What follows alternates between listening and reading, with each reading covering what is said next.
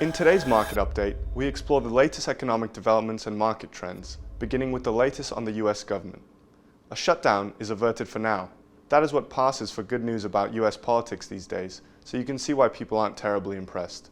The path to passing spending bills by November 17th is narrow and rocky, and the overall spending battle for fiscal 2024 is far from over, with a shutdown on November 18th being entirely possible.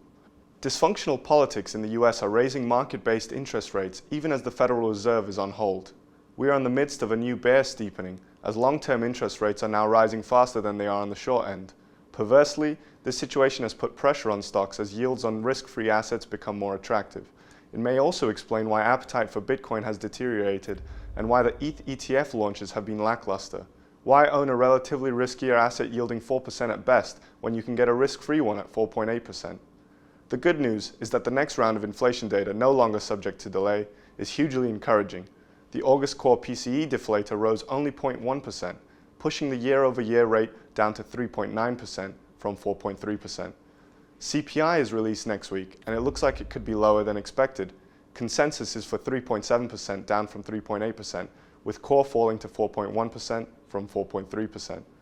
Despite the strong JOLTS data, the more sanguine inflationary environment isn't enough to shift expectations to another rate hike this year.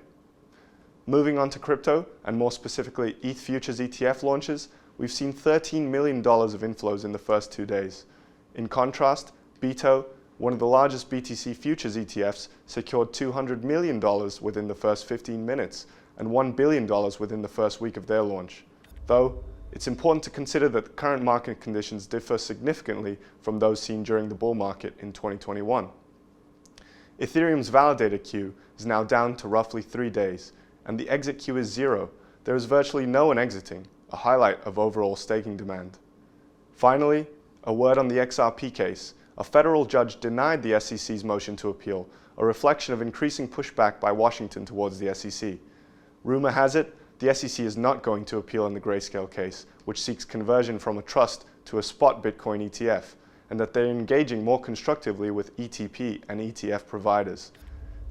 Connecting the dots suggests that SEC hostility towards spot Bitcoin ETFs is waning. Note that October 13th is D-Day for Grayscale, which on the back of a constructive outcome might bring some volume and positive narrative to the market. That's it for this week. Thanks for watching.